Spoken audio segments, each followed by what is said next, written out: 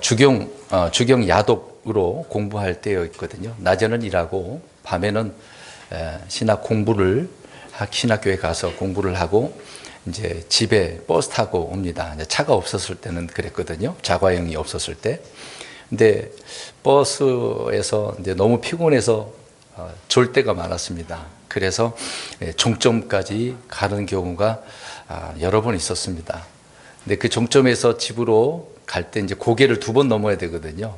물론 이제 산은 성남이었으니까 산은 이제 없어지고 다 이제 집들이 세워진 그런 도심권이었는데, 이제 2 고개를 넘어갈 때 한 고개를 넘으면 교회가 있었습니다. 그때 이제 시간이 이제 종점까지 갔으니까 11시 반에서 이제 12시 정도 되거든요. 그러면 교회 이제 열쇠를 항상 가지고 있었기 때문에 교회 들려서 잠깐 기도하고 아니면 교회에서 자거나 집으로 갈 때가 많았습니다. 그래서 교회에서 이제 기도하면서 나 같은 죄인을 이렇게 구원받게 해주시고 신학 공부도 할 수 있게 해주셔서 너무 감사해가지고 때로는 눈물도 흘리고 기뻐하기도 하고 찬송도 부르면서 그렇게 기도하고 이제 또 집으로 가는 이제 그런 과정들이 여러 번 있었거든요. 왜 이런 말씀을 드리냐면 이제 구원받고 난 그 이후로 얼마나 이제 감격이 넘치는지.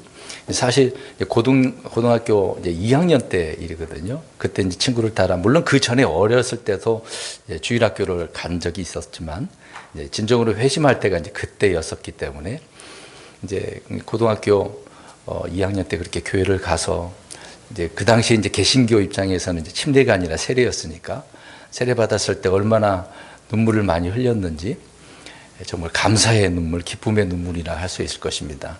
나 같은 죄인을 이렇게 구원해 주셔서 너무도 감사하다라고 하는 것. 근데 그때서부터 계속해서 그 마음을 잊지 않고 신학생 주경 야독을 할 때도 늘 그것이 있어서 교회에 들려가면서 그런 일들을 좀 반복할 때가 많았습니다. 교회 일도 기뻐서 내게는 어떤 한 푼도 뭐 어떤 금전적으로 도움 되지도 않는 그런 일들이지만 누가 주지도 않았습니다만은 자진해서 열심히 할 때가 그때 참 할 때 그 과거가 아닌가 이제 생각을 좀 하게 됩니다. 그 당시에 너무도 기쁘고 감사했거든요. 오늘 우리 성도님들도 이제 이런 기쁨과 감사의 마음이 넘쳤으면 좋겠다라고 하는 생각이 듭니다. 오늘 출애굽기 33장 1절부터 3절 말씀을 보면 어떻게 보면 이제 죄에 대한 책망처럼 보이지만 저는 그 얘기를 하려고 하는 것은 아닙니다. 오늘 우리가 좀 이따가 주의 만찬을 하게 되지 않겠습니까?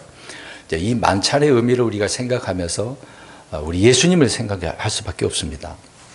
주님께서 우리를 위해서 무엇을 하셨고 또 그렇게 은혜를 베풀어 주심으로 인해서 우리가 이렇게 은혜로운 삶을 살아가는 것인데 이 부분을 우리가 바르게 이해를 했으면 좋겠다라고 하는 의미의 말씀을 우리가 생각해 볼 수가 있습니다.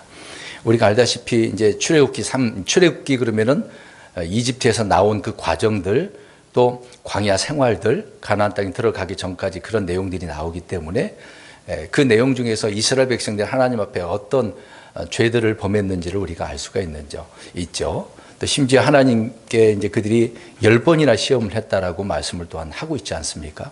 오늘 이제 32장에서 33장으로 넘어오는 그런 과정인데 이때 32장에 보게 되어지면 우리가 알다시피 이스라엘 백성들은 모세가 시내산에서 안 내려와요. 안 내려오니까 이건 문제가 있다. 그들 나름대로 행한 그 사건이 있죠. 우리가 알다시피 무슨 사건입니까? 금송아지 사건이 나옵니다. 이 금송아지 사건으로 인해서 이제 모세가 내려갈 쯤이 된 거죠. 40일 이제 그 기간이 끝난 그런 기간인데 그때 주님의 진노가 얼마나 타올랐는지 당장 이스라엘 백성들을 싸그리 죽여버리고는 그런 일을 우리가 보게 되어지죠. 그러니까 이 죄로 말미암아 이스라엘이 멸망당할 수밖에 없는 그런 상황이었다는 것입니다. 이제 그 내용 중에 보면 주님께서 이제 그렇게 말씀을 하시니까 모세가 간절히 하나님 앞에 중보 기도하지 않습니까? 그러니까 하나님께서 이제 진노가 엄청나게 컸었는데 그 진노를 돌이키게 되어지는 그 내용이 32장에 나옵니다. 그리고 이제 모세가 내려가서 이스라엘 백성들을 어떻게 보면 심판하는 그런 내용의 그 과정이 기록되어져 있는데 문제를 해결하고 다시 한번 하나님 앞에 속죄해야 된다라고 하는 의미 속에서 올라가서 하나님께 이 문제를 놓고 한 번 더 중보 기도를 하죠. 그때 그 내용 중에 하나가 주께서 이 책에서 나를 지워버리소서라고 하는 이런 기도를 중보 기도를 합니다. 그러니까 온몸을 바쳐서 나 자신을 하나님 앞에 드린다는 얘기죠. 하나의 이제 중보자로서 하나님 앞에 한 번 더 간구하는 내용이 나옵니다. 이로 인해서 이스라엘 백성들이 용서를 받는 그 내용이 기록되어져 있는 거죠. 근데 우리가 알다시피 모세의 중보 기도로 하나님의 진노가 이제 돌이켜지고 멸망해서 그들은 건짐을 받게 되지 않습니까? 용서를 받긴 받았습니다만은 그들의 죄가 완전히 제거가 되지 않는 그 내용을 오늘 33장에서 나오는 것을 봅니다. 3절 보면 우리가 이해가 되어지는 거죠. 그러니까 주님은 이들의 죄가 멸망에 이를 만한 그런 죄인데도 불구하고 그들을 용서를 해줬단 말입니다. 그래서 민수기 14장 18절에 보면 이때는 이제 가나안 정탐꾼 때 그 사건으로 인해서 10사람이 이제 불평을 하잖아요. 이로 인해서 많은 백성들이 하나님 앞에 불평을 하는 그런 내용을 우리가 보게 되어지는데 그때 이런 말씀이 있습니다. 주는 오래 참고 긍휼이 많아 불법과 죄들을 용서하니 하나 이것이 결코 죄 있는 자들을 깨끗하게 하는 것은 아니며 라고 이야기합니다. 용서는 해주는데 죄가 어떻게 돼요? 깨끗하게 안 됐다. 용서는 받았지만 죄 문제는 해결하지 못한 그 내용을 말씀을 해주고 있는 거죠. 그래서 이스라엘 백성들은 하나님께 용서받는 것이 전부는 아니라는 사실을 알아야 돼요. 용서를 받았지만 그 잘못한 부분에 대해서는 어떻게 해야 됩니까? 하나님 잘못했습니다. 용서해 주세요. 정말 마음을 다해서 거짓됨이 없이 하나님 용서해 달라고 해야 되지 않겠습니까? 죄를 제거해 달라고 해야 되지 않겠습니까? 용서는 해줬지만 죄가 없어져야 되는 거잖아요. 죄가 없어야 하나님과 친밀한 관계를 맺을 수가 있기 때문에 그렇다는 거죠. 그래서 이들은 용서받는 것이 전부는 아니었다. 여전히 죄가 남아 있었고 그에 따른 심판이 있기 때문이다라고 성경은 말씀을 하고 있습니다. 그럼 질문을 하겠죠. 그럼 이런 죄는 언제 제거될 수 있는가? 근데 구약 그 이스라엘을 보면은 주로 그 죄를 제거하기 위해서 물론 용서받았지만 깨끗하게 되기 위해서는 무엇을 해야 할 필요가 있습니까? 희생물을 드려야 되는 거거든요. 근데 그것이 영원한 것이겠습니까? 그렇지 않다는 얘기죠. 늘 잘못을 범하니까 또 용서는 둘째치고 깨끗하게 없이 하려면은 주님 앞에 희생물을 드려야 되는 그런 일들을 할 수밖에 없었던 거죠. 그래서 이제 히브리서에도 말씀을 하고 있습니다. 이는 황소와 염소의 피로는 죄들을 제거함이 불가능하기 때문이다라고 이야기하고 있는 거죠. 그러니까 짐승의 피로는 해결받을 수가 없다.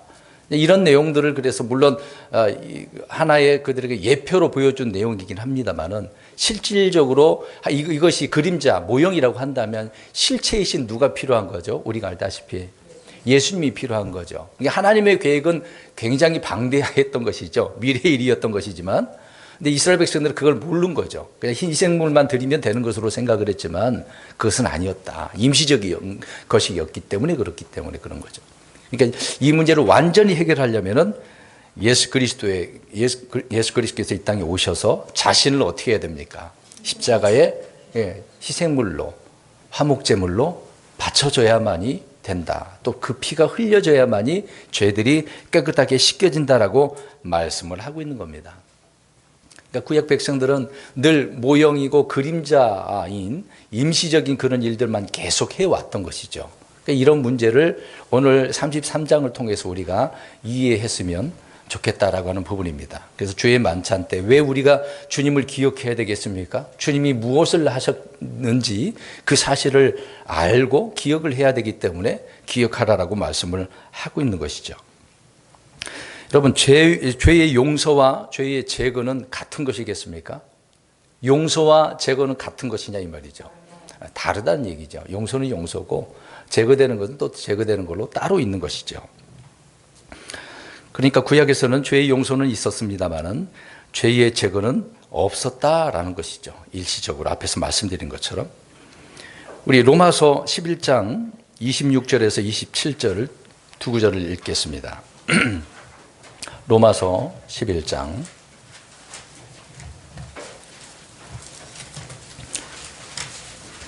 26절에서 27절 두 구절 읽겠습니다. 11장 26절 시작. 이런 식으로 온 이스라엘이 구원을 받으리라. 이것은 기록된 바 시온에서 구출자가 나와 야곱에게서 하나님의 성품에 위배되는 것을 치워버리리. 내가 그들의 죄들을 제거할 때에 이것이 그들을 향한 내 언약이냐 함과 같으니라. 바울 사도는 구약의 이사야서에 있는 말씀들을 정리를 해서 하나님께서 이렇게 언약하셨다라는 것을 말씀을 해주고 있습니다. 근데 앞에서 26절에서 말씀하고 있듯이 시온에서 누가 나와야 돼요? 그 구출자가 누구겠습니까? 우리 예수 그리스도, 구원자이신 예수 그리스도를 말씀하고 있는 거죠. 그래서 주님 자신을 희생물로 드림으로써 죄를 단번에 완전히 깨끗하게 제거하고 영원히 제거했다라고 히브리서 9장 26절에 한 번 더 말씀을 하고 있는 겁니다. 갈보리 십자가 예수 그리스도를 통해서 그래서 우리의 죄들이 완전히 제거가 된 사실들을 알 수가 있는 거죠. 근데 이 죄를 제거한다라고 하는 것이 우리는 성경을 가지고 이제 교리로 이제 정리를 내서 가르치기도 하고 배우기도 하지 않습니까? 근데 이것이 그냥 하나의 교리로 끝나면 안 되죠. 그 교리를 믿는 건 아니잖아요. 교리나 사상이나 개념이라고 생각하면 안 됩니다. 어떤 원리라고 생각하면 안 되는 거죠. 그러니까 죄를 제거하는 것은 이런 교리나 사상, 원리가 아니라 누가 한다는 얘기예요? 예수님이 하신다는 얘기죠. 그러니까 예수 그리스도께서 육신을 입고 사람이 되셔서 자신을 십자가에 이렇게 내어주심으로 인해 피를 흘리심으로 인해서 그렇게 된다라고 이야기하고 있는 겁니다. 그래서 이것을 그림자나 모형이 아니라 실체다라고 히브리서에서 말씀을 하고 있는 거죠. 온몸으로 우리의 죄를 제거하신 그 사실들을 성경을 말씀을 하고 있는 겁니다. 그래서 요한복음 1장 29절이나 요한일서 3장 5절에 주님은 죄를 제거하신 분이다 라고 분명하게 말씀을 하고 있는 거죠. 이 부분을 우리가 기억한다라고 한다면 얼마나 감사하겠습니까? 용서받은 것뿐만 아니라 제거가 된다는 사실이 너무도 이거 감격스럽지 않습니까? 처음에 그래서 제가 말씀드렸잖아요. 주경야독하면서 피곤한데 빨리 집에 가서 좀 잠을 자고 일어나서 또 출근해야 되는, 일을 해야 되는 일이 있잖아요. 다음 날에 문제가 있는데 그 피곤함을 잠시 내려놓고 주님 앞에 회개하고 감사하고 이제 그런 과정을 통해서 보면 얼마나 감사하고 기뻤는지를 저는 말씀을 드렸습니다. 늘 이것이 이제 잊혀지지는 않고 지금도 마찬가지거든요. 늘 이제 기도할 때마다 이것을 빼놓지 않고 주님께 이제 감사기도 하고 기쁘기도 하고 그렇게 호소하면서 기도하면서 나아가고 있는 거죠. 그러니까 이런 죄를 제거하신 분이 바로 우리 예수님이다라는 사실 늘 기억해야 한다라고 하는 것이죠. 근데 십자가의 죽음이나 십자가에서 흘리신 피, 그냥 단순히 뭐 가르침, 사상, 이론 그런 정도로만 생각하지 말고 이게 실제 나와의 삶이고 주님께 그렇게 하신 사실들을 믿고 나가야 된다는 얘기죠. 근데 이 사실이 늘 그렇게 삶으로 드러나야 되는데 이것은 잊어버리고 없어져 버리고 늘 교리로만 어떤 지식으로만 종교 생활로만 한다라고 하는 것은 문제가 되고 있다라고 하는 것입니다. 우리가 주의 만찬도 그냥 형식적으로 종교적인 일로 우리가 생각하면 안 됩니다. 지난 시간에도 광고할 때도 어떻게 제가 써놨습니까? 한 주간 자신을 어떻게 하라고 그랬어요? 돌아보라고요. 그렇게 돌아보셨나요? 어떠셨습니까? 그냥 오늘 나오셨어요. 물론 못 나오신 분도 계시겠습니다만 항상 저는 우리 교회는 홀수달에 주의 만찬을 하잖아요. 그러면은 그것이 하나의 그냥 교회 행사로서 생각하면 안 되는 것입니다. 자신을 또 돌아보고 우리 주님이 나를 위해서 무엇을 하셨고 또 어떤 주님이신가를 늘 살펴봐야 되고 기억해야 되는 필요성이 있기 때문에 그러는 거죠. 주님이 그냥 기억하라고 그 말만 한 건 아닙니다. 그냥 기억했는데요. 스쳐 지나가는 기억처럼 그런 지식을 떠올리면서 기억했다라고 해버리면 안 되는 거죠. 우리는 실제 내가 경험한 실제여야 한다라고 하는 것입니다. 주 예수 그리스도를 믿고 우리가 영접했냐라고 이렇게 질문하면 여기 계신 분은 다 영접했다라고 하시지 않겠습니까? 그렇다면 저와 여러분의 죄는 어떻게 됐겠습니까? 그 용서뿐만 아니라 제거가 됐다라고 하는 사실. 감사하고 기쁘잖아요. 물론 늘 그렇게 생각하시겠습니다만은 더 우리는 깊이 생각을 해야 되는 거죠. 근데 이 문제는 내가 교회 열심히 다닌다고 해서, 헌금 열심히 잘한다고 해서, 어떤 착한 일, 좋은 일 많이 한다고 해서, 종교 생활한다고 해서 이 문제를 해결할 수는 없다. 그 얘기를 말씀드리는 겁니다. 누가 그렇게 하신다는 얘기예요. 그러니까요. 그래서 우리가 주님을 찬양하는 겁니다. 이런 주님을 앞에서 많은 찬송을 우리가 부르잖아요. 특히 우리 교회에서 저 같은 경우는 찬송을 몇 곡, 주보 한번 보세요. 몇 번이나 부릅니까? 몇 번 불러요? 네, 5, 6번인가요? 어떨 때는 7, 8번 더 부를 때도 많습니다. 찬송 많은 거예요? 적은 거예요?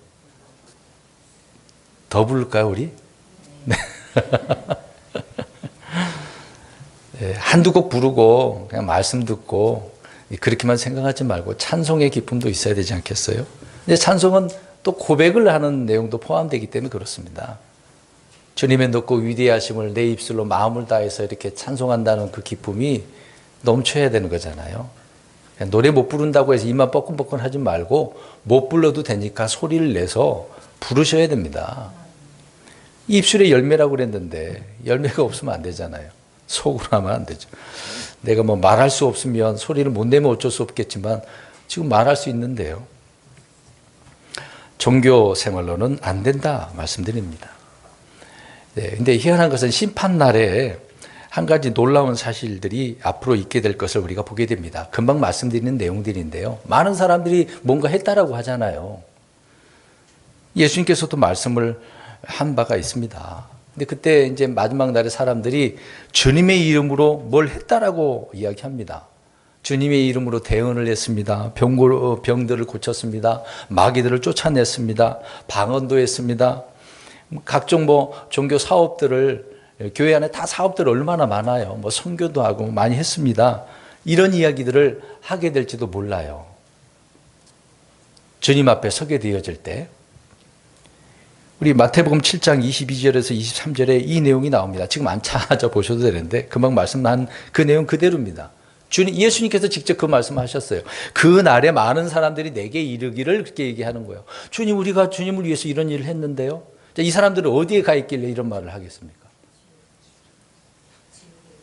저 하늘에, 셋째 하늘에 가 있는 거예요? 저 지옥에 가서 이 말을 하는 거예요? 지옥에 가서요. 주님 앞에서 이런 말 할 필요 없겠죠. 주님 앞에 있는데 왜 이런 말을 합니까? 우리가 이런 일을 했는데 왜 우리가 이 지옥에 와 있습니까? 그런 얘기를 하죠. 근데 이런 말을 할 때 주님께서 마태복음 27장 23절 끝부분에 보죠. 이렇게 얘기합니다. 내가 너희를 도무지 알지 못하였노니 불법을 행하는 자들아 너희는 내게서 떠나라. 이 말은 뭐예요? 이들이 어디 있다는 거예요? 지옥에 가 있다는 얘기죠. 너희들이 이런 말 할 필요가 없어. 무엇을 했으니까? 아니, 주님의 이름으로 일을 했는데? 주님의 이름으로 뭔가 했다고 하잖아요. 그러니까 주님의 이름을 어떻게 했다는 얘기예요? 이용한 거죠. 주님의 이름을 이용을 해서 이런 일을 저런 일을 했다는 얘기예요.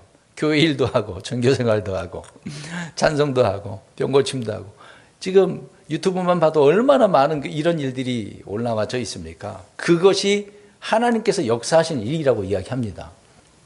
그런데 우리 예수님이 마태복음 7장에는 이렇게 말씀하셨는데요. 주님의 이름으로 행하는 사람들이 많지만 주님의 이름을 이용했다. 써먹었다 그 얘기죠.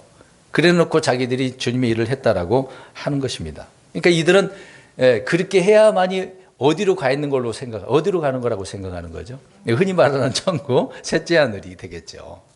근데 주님은 그렇게 해도 나는 너희를 알지 못해, 모른다라고 이야기를 합니다. 희한하지 않습니까? 그러면 이들이 주님을 믿고 죄를 용서받고 죄들이 깨끗하게 제거되었다는 얘기예요? 아니란 얘기죠. 뭔가 큰 잘못이 된 그 상황을 우리가 이해할 수가 있습니다. 그러니까 지금 왜 이런 이야기를 말씀드리냐면 죄들의 용서와 깨끗하게 제거되는 것은 누구를 통해서 된다는 얘기죠? 예수님. 그 예수님을 내가 믿으면 된다는 얘기잖아요. 근데 그들은 믿었다고 하기도 하고 주의 이름으로 이런 일을 했다고 하는데 왜 지옥가 있습니까? 그렇죠. 안 믿은 거죠. 안 믿은 거죠. 안 믿고 그냥 무엇을 한 거죠? 앞에서 설명되는 거죠. 종교생활한 겁니다. 그냥 착한 일 한다고 그렇게 산 거죠. 우리 이 부분에 대해서 누가복음 13장 한번 더 읽어보겠습니다. 마태복음 읽지는 않았습니다만은 누가복음 13장 26절, 27절. 누가복음 13장입니다. 앞으로 이런 일이 벌어지는 거죠. 26절, 27절 두 구절 보겠습니다. 시작. 그때 너희가 말하기 시작하여 이르되 우리는 주 앞에서 먹고 마셨으며 주께서는 우리의 거리에서 가르치셨나이다 할 것이나 그가 이르되 내가 너희에게 말하노니 나는 너희가 어디에서 왔는지 알지 못하더라. 불법을 행하는 모든 자들아 너희는 내게서 떠나라 하리라. 여기서도 주님은 그들을 어떻게 대하십니까? 알지 못해요. 불법을 행하는 자라고 또 얘기하고 있지 않습니까? 분명히 이들은 이 내용을 보면은 우리는 주의 눈앞에서 먹고 마셨다라고 이야기하잖아요. 그러니까 주님과 같이 늘 관계하고 살았다는 얘기잖아요. 찬성도 하고 말씀도 읽고 선포도 하고 했다고 하는 그 내용 아닙니까? 그랬는데도 불구하고 주님께서는 난 너희들 모르는데? 이런 말씀을 합니다. 이런 이야기를 들어보면 뜨끔하죠. 이제 구원의 확신이 없는 사람들은 이 내용만 보면은 나 이제 구원 못 받아 지옥 가는 거 아니야? 또 이렇게 생각할 겁니다. 근데 지금 그 부분을 정확하게 우리가 이해를 해야 되는 거죠. 하여튼 이렇게 말하는 사람들은 막 성경에 대해서 박식도 하고 가르칠 능력도 있고 금식도 하고 전도도 하고 찬송도 하고 성경을 늘 가까이 하고 읽고 하기는 한단 말이죠. 여러분 구분하기가 참 힘들죠. 이제 가라지하고 함께 자랄 때는 알아요, 몰라요? 다 이제 열매를 거둘 쯤에 이제 드러나는 거죠. 가라지는 어떻습니까? 알곡보다도. 뭔가 이제 처음에는 모르지만 나중에 막 키가 더 커져 버리죠. 그럼 이게 이 종자였구나. 나중에 알 수밖에 없는 겁니다. 이제 그러기 전까지는 잘 모르는 거죠. 교회 종교생활 하는 분들 가운데 열심히 하는 사람들 보면 야, 저 사람 믿으면 좋아. 이제 저번에 얘기했잖아요. 그렇게 말하지 말라고. 행하는 것을 통해서 우리가 어떻게 다 합니까? 조심해야 되겠죠. 아무튼 많은 분들이 성령을 받았다, 은사를 받았다, 능력을 받았다.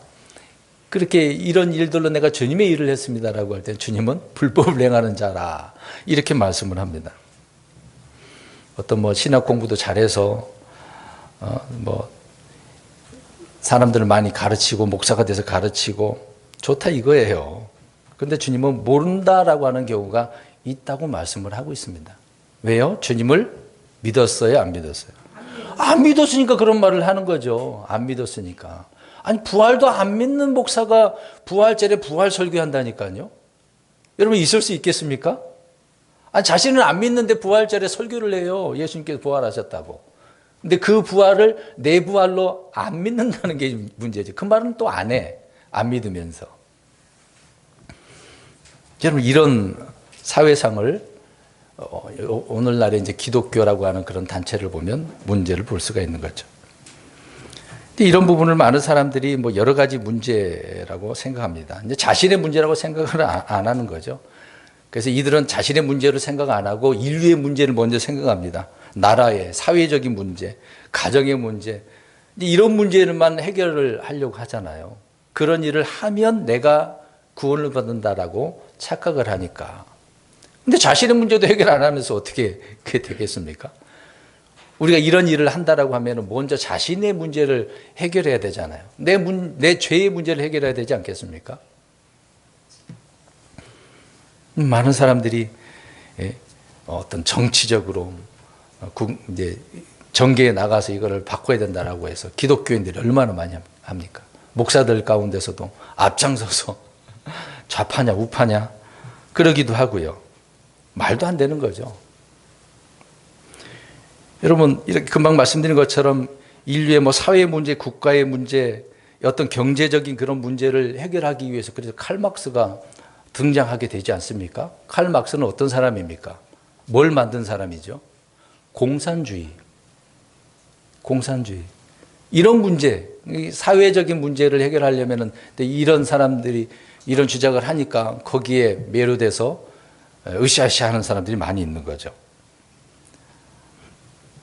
그 외에 우리나라 같은 경우에는 이제 중국을 통해서 이제 과거에 이제 중국이라고 하는 그런 과거의 나라로부터 우리에게 이제 유입받은 조선시대 때에 뭐가 유행을 합니까?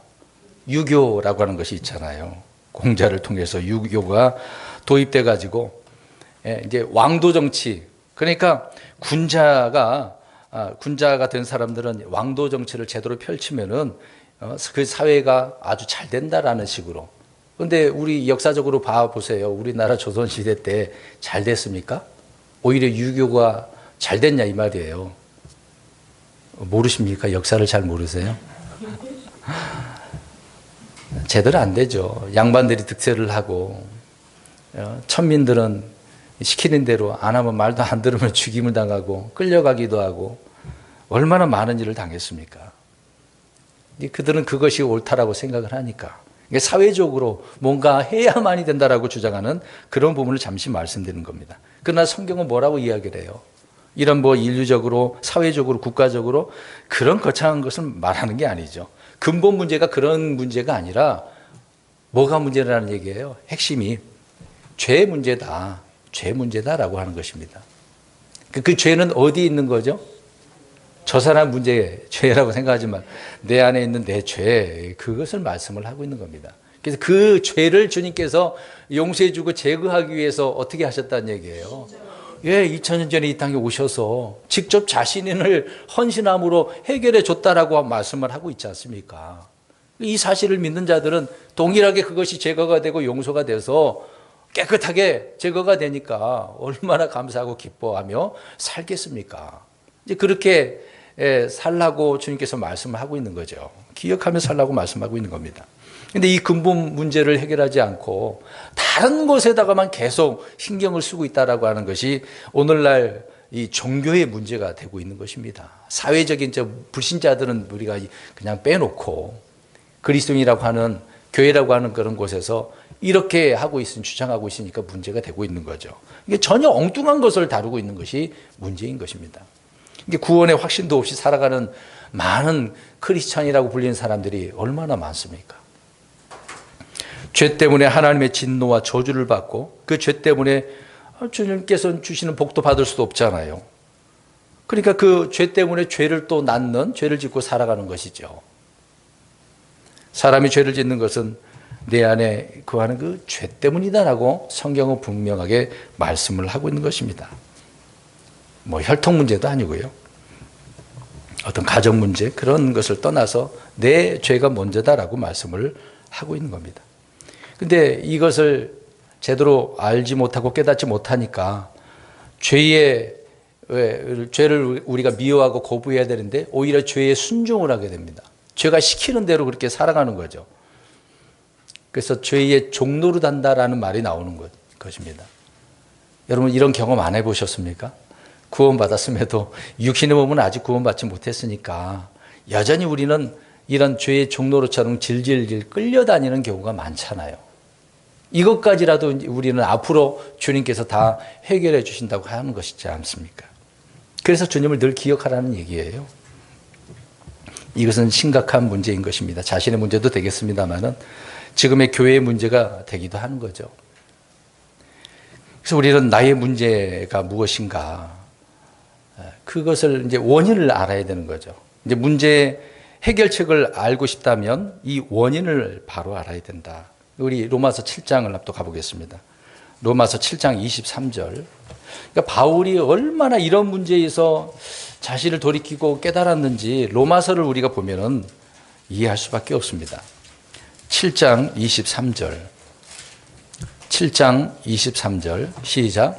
내 지체들 속에서 다른 법이 내 생각의 법과 싸워 내 지체들 안에 있는 죄의 법에게 나를 사로잡아 가는 것을 내가 보아. 바울 사도도요 얼마나 훌륭한 믿음의 사람입니까? 그랬는데도 나 자신을 보니까, 내 속을 보니까 내 속에서 다른 법이, 내 생각은 주님의 말씀대로 살려고 하는데 이 다른 법이 나타나가지고 오히려 죄의 법에게 나를 사로잡아가는 것을 내가 보고 있다. 나도 모르게 그렇게 끌려가고 있다는 얘기잖아요. 나도 모르게 죄를 짓고 있는 사실들을 깨닫는 거죠. 그래서 그 다음 구절, 우리가 항상 알고 있는 내용 구절입니다. 읽어봅니다. 시작. 오 나는 비참한 사람이로다. 이 사망의 몸에서 누가 나를 구출하랴. 자, 이것까지라도, 이 사망의 몸까지라도 누가 구출할 수 있겠습니까? 우리 예수님밖에 없는 거죠, 사실상. 그래서 나의 문제가 뭔가, 그 원인을 우리는 여기서 알아야 된다. 그러니까 자신의 문제는 항상 자신 안에 있는 뭐 때문이다? 죄 때문이다 라고 하는 것이죠. 부부 간의 문제나 뭐 형제들 간의 문제나 친구 간의 문제, 뭐 교회에 다양합니다만은 본질은 한 가지예요. 내 안에 있는 죄 문제다 라고 말씀을 하고 있습니다. 그 다음에 로마서 6장 21절을 또 보십시오. 그러니까 열매가 또 좋은 열매가 나와야 되는데 그렇지 못한 열매를 또 보게 되어집니다. 로마서 6장 21절 시작. 너희가 지금은 부끄러워하는 그 일들 안에서 그때 너희가 무슨 열매를 얻었느냐. 그 일들의 끝은 사망. 부끄러워하는 그 일들은 육신의 지금 열매를 이야기하고 있는 거죠. 이 육신의 열매가 드러나니까 그 일 때문에 끝은, 이 육신의 열매의 끝은 뭐라고 이야기합니까? 사망이다. 이게 죄의 종노릇하면 결국 이렇게 사망으로, 죄의 삭선 사망이라고 하는 것처럼 결과가 그렇게 된다는 얘기를 말씀하고 있는 겁니다. 그러니까 무슨 열매가 나와야 된다, 그 얘기를 우리는 생각해 보면 갈라디아서 5장 19절에서 21절에 우리 전도지에다가 쑥 적어놨습니다. 육신을 통해서 드러나는 열매들이 뭐냐면은 간음, 음행, 부정함, 색욕, 우상숭배, 마법, 증오, 불화, 경쟁, 진노, 다툼, 폭동, 이단파당, 시기, 살인, 술취함, 흥청됨, 이런 내용들을 쭉 나열을 하고 있습니다. 그래서 맨 마지막에는 뭐라고 써 있냐면은 하나님의 이 결코 이런 일을 행하는 자들은 결코 하나님의 왕국을 상속받지 못한다. 이 말은 뭐예요? 어디에 있다는 얘기예요? 지옥에 가 있다는 얘기죠.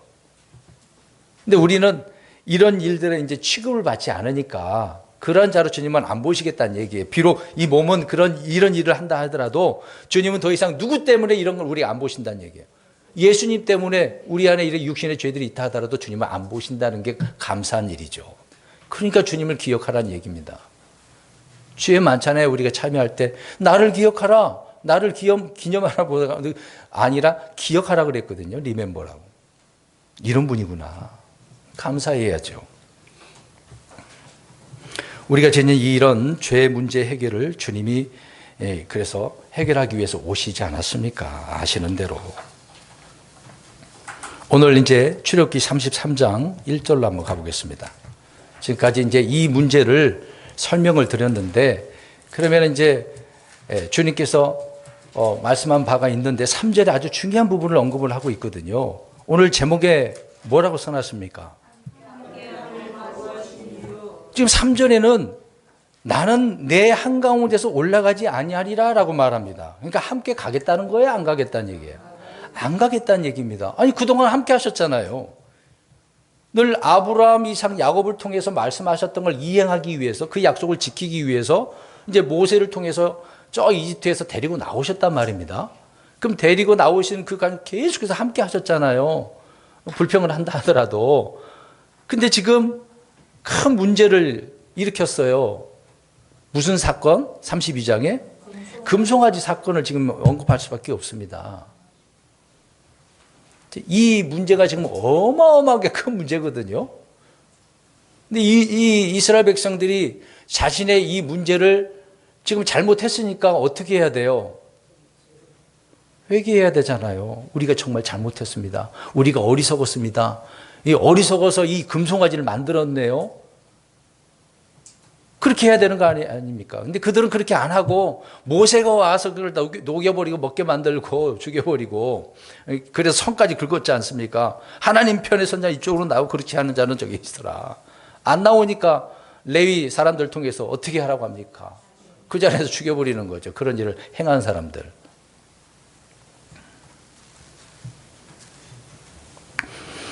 이스라엘은 하나님을 섬기는 대신 금송아지를 만들어서 우상을 섬김으로 주님께 이렇게 징계를 받게 되어지는 것이죠.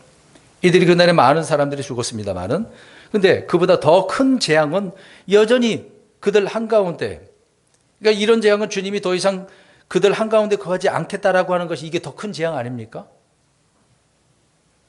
여러분 잘 생각해 보세요. 늘 함께 하셨는데 함께 안 한다는 거, 같이 안 간다는 거, 이게 엄청난 재앙이거든요. 그냥 뭐 병 들어서 질병 있고 못 먹고 그 어떤 뭐 기근에 있는 거, 그게 재앙이라고만 생각하면 안 되는 거거든요.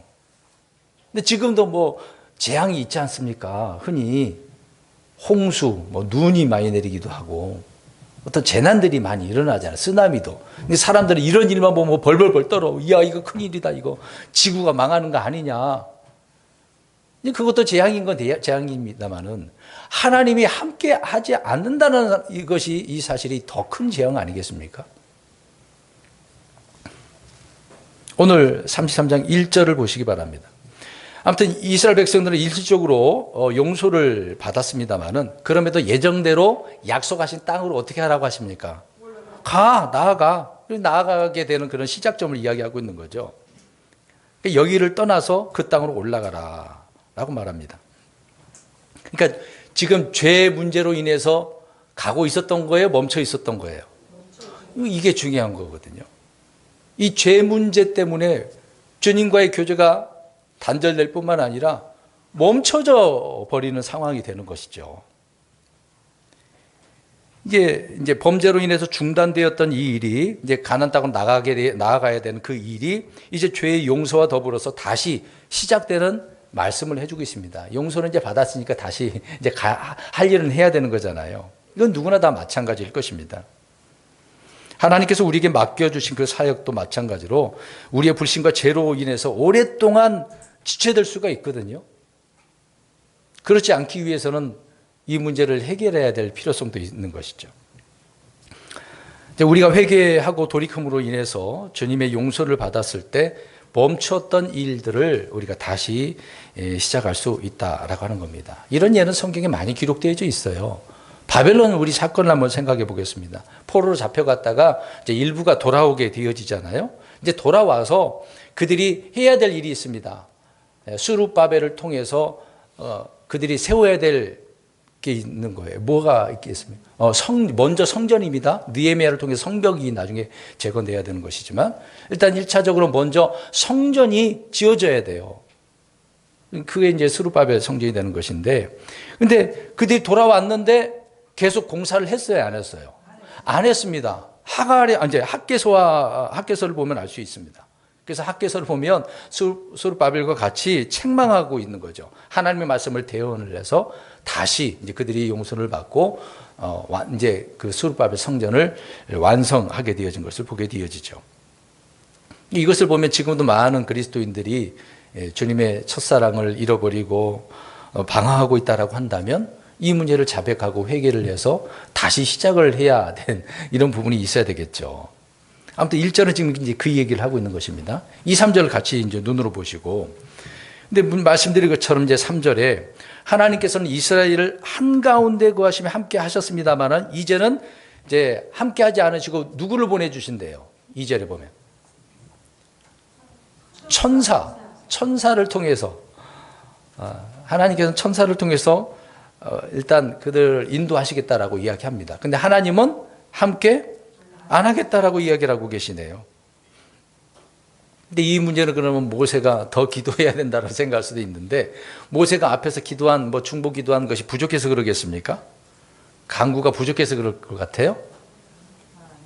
앞에서 말씀드린 거 쭉 얘기해서 한 가지, 죄 문제라는 거죠. 그 3절 끝부분에 그 내용을 우리가 보면 알잖아요. 이들이 얼마나 악한 것인지 써 있잖아요. 목이 어떻대요? 이 말이 뭐예요? 회개 안 하고 그냥 이렇게 있는 거예요. 이렇게 세우고.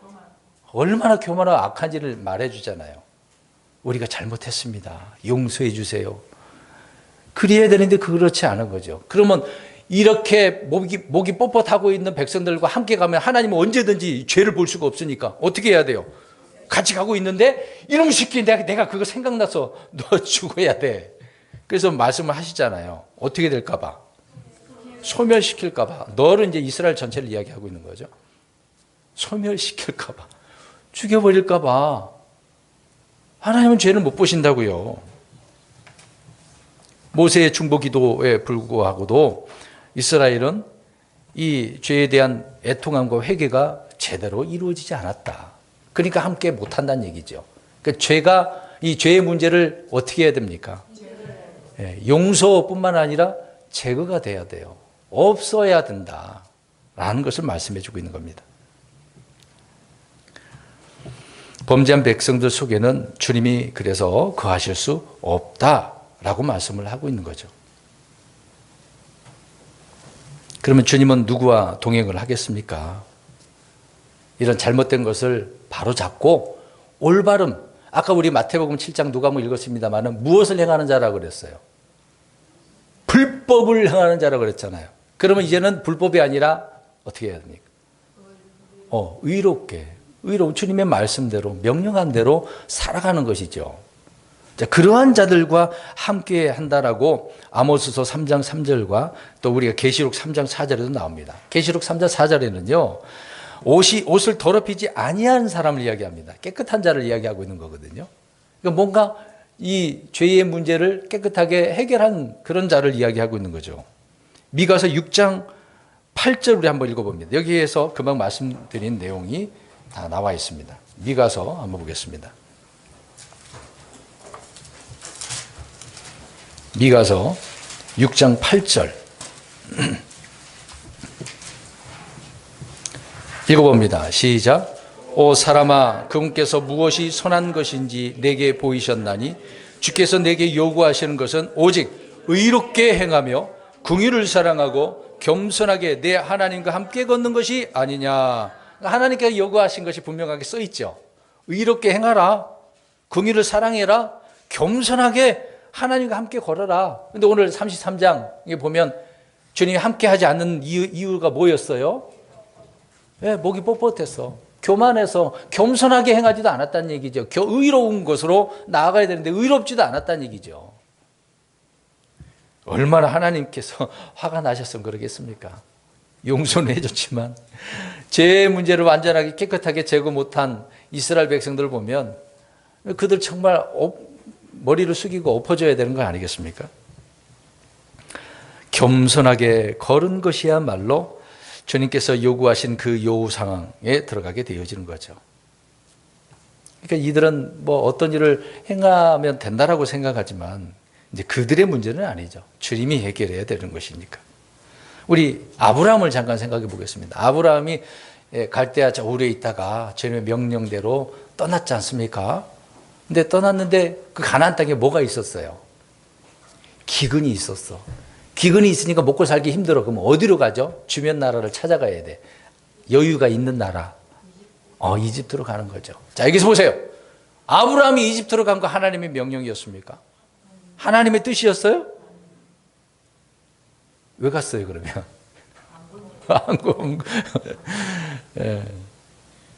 아브라함은 하나님의 뜻이 아닌데도 불구하고 그렇게 갔어요. 또 사라의 음성에 이제 자녀를 못 낳으니까 하갈을 통해서 누구를 낳습니까? 이스마엘을 낳았어요. 그러니까 아브라함은 무엇인가 일을 했잖아요. 저 이집트로 가든지 하갈을 취해서 자녀를 낳든지 그 이스마엘이 하나의 열매가 되는 거잖아요. 근데 주님이 그 일을 인정하셨습니까? 이 일은 인정 안 하죠. 그래서 하갈과 이스마엘을 어떻게 하라고 하죠? 내쫓아. 이스마엘은 약속의 자녀입니까? 아니란 얘기예요. 내가 인정하지 않아. 그러니까 인정하지 않은 자들은 다 아브라함이 재물을 주고 어떻게 했습니까? 다른 자녀들도 다 보냈어요. 아브라함의 그 상속을 이을 자는 누구만 있는 거죠? 이삭만 있기 때문에. 그 이삭이 약속의 자녀니까. 하나님의 계획은 거기 있었거든요. 근데 말씀드리는 것은 뭐냐면 아브라함도 나름대로 뭔가 자꾸 하려고 했다. 근데 그 부분은 하나님이 인정한 일이 아니었다는 얘기죠. 앞에서 뭐 주여 주여 이런 부르는 자들 있잖아요. 이제 그 일을 생각해 보면 이 말씀처럼 하나님이 인정한 일이었겠습니까? 인정한 일이 아니었으니까 무엇을 행하는 자라 그랬어요? 불법을 행하는 자라 그런 거죠. 아무리 주의 이름으로 뭘 한다 하더라도 주님은 불법으로 간주하기 때문에 그러니까 자기 자신의 죄의 문제도 해결 안 하고 종교 생활 해봤자 의미가 없다. 그 얘기를 하고 있는 거죠. 주의 만찬도 마찬가지입니다. 이 죄의 문제도 해결 안 하고 만찬에 참여할 수도 없는 거거든요. 참여했다가는 죽어요. 병들을 수도 있고. 그래서 고린도서에 그런 문제가 있지 않았습니까? 하나님께서는 출애굽한 이스라엘 그 회중의 한 중앙에 성막을 세우고 거기에 늘 거하셨다가 이제 이들과 이제 동행을 안 한다고 그랬으니까, 함께 하지 않는다고 그랬으니까 나중에 그러면 이 성전, 성막 약속을 주겠다라고 말씀을 하셨거든요. 더 이상 과거에 이제 그런 곳에 계시지 아니하고 실제 눈에 보이는 성막, 성전이 아니라 눈에 보이지 않은 성전이 있네요. 그 성전이 어디입니까? 하늘, 셋째 하늘 말고 바울이 얘기했는데 주를 믿는 자들 안에 이 몸뚱이, 이 몸이 주님이 거하신 성전이라고 말씀하고 있어요. 그러니까 주님이 지금 나와 함께 계셔야 안 계셔요? 계시다고요. 저와 여러분이 성전이라고요. 바울이 분명히 말씀하지 않습니까? 근데 이 몸을 우리는 거룩한 성전인데도 불구하고 어떻게 사용을 하고 있어요? 영적인 삶을 영위해 나가는 것보다도 육신의 삶을 영위해 나가려고 얼마나 애를 쓰고 있습니까? 잘못되고 있는 거죠. 그러니까 주님은 이 문제의 해결책, 이제 주님께서 이게 죄를 깨끗하게 제거하지 않았으니까 이제 예수 그리스도를 통해서 제거를 하게 되면 주님이 함께 하신다는 얘기가 아닙니까? 근데 그 함께하는 그 이스라엘은 성전에 주님이 함께 하셔야 되는 건데 그렇게 안 한다고 그랬으니까 지금 신약 시대 때는 저와 여러분들과 함께 하시는 거죠. 믿으십니까? 나와 늘 함께 하시는 거예요. 늘 인식하고 계셔야 되는 겁니다. 그러니까 늘 주님의 이름을 부르면 성령님을 통해서 주님 앞에 고백하게 되어지고 기도가 되는 것 아니겠습니까? 근데 그러지 않고 그냥 이 예배당을 이제 성전이라고 부르기도 하잖아요.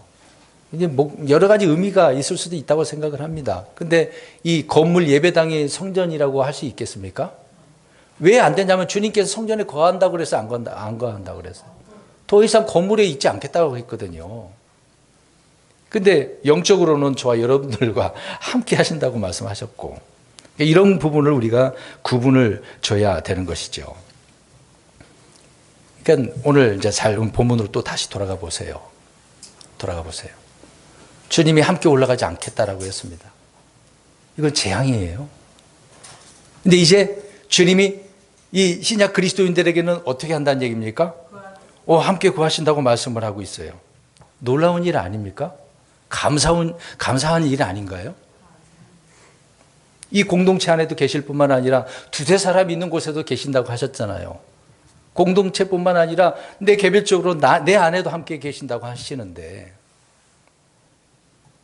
저와 여러분들에게는 정말 감사한 일이죠. 구약 이스라엘 백성들 금송아지 사건 때문에 함께 올라가지 않겠다라고 할 때는 그들에게서는 어떻게 보면 불쌍한 일 아닙니까?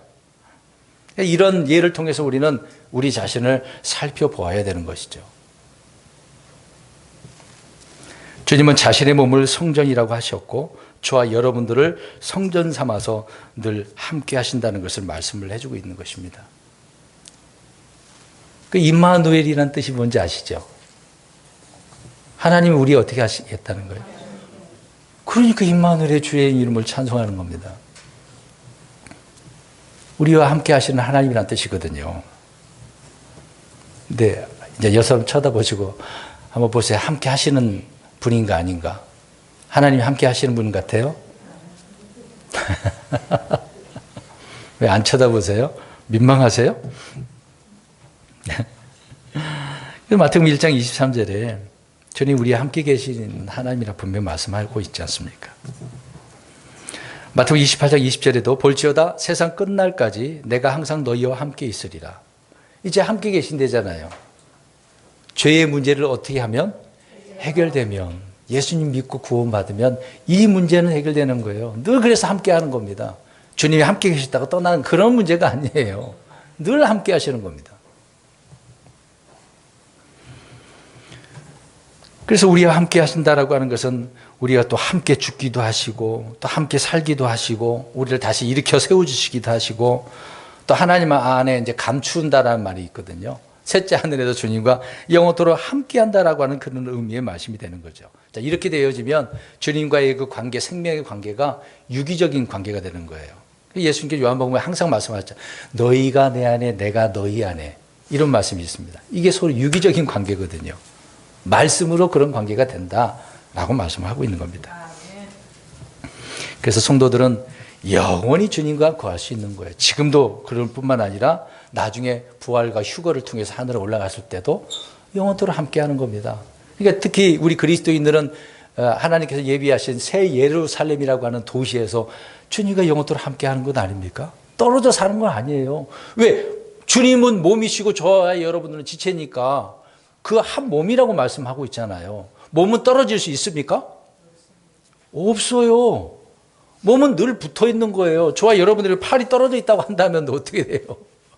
떨어진 팔은 가지가 그 나무에서 떨어지면 어떻게 됩니까?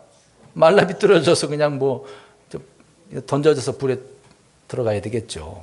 땔감이라도 되겠나요? 이제 우리는 그런 관계가 아니란 말입니다. 그러니까 몸된 교회라는 말이 왜 붙었겠어요? 몸이에요. 하나예요. 늘 주님이 함께 하시는 겁니다. 떠날 수가 없는 거거든요. 이런 사실을 우리가 생각해 보면 정말 이 죄의 문제를 주님께서 해결해 주셨다. 이 사실만으로도 늘 감사하셔야 되는 거예요. 잊지 마셔야 돼요. 뭐 늘 우리의 입에다가 이제 찬송 옹알옹알 하든지 읊든지 찬송하면서 기뻐하면서 나아가는 삶을 살아가야 되는 것이죠. 그러니까 예수님 없이는 안 돼요. 아무것도 우리는 아닙니다. 항상 주님의 그 십자가의 죽으심과 은혜와 사랑을 기억하고 믿음으로 살아가는 저와 여러분이 되시기를 주의 이름으로 축원드립니다.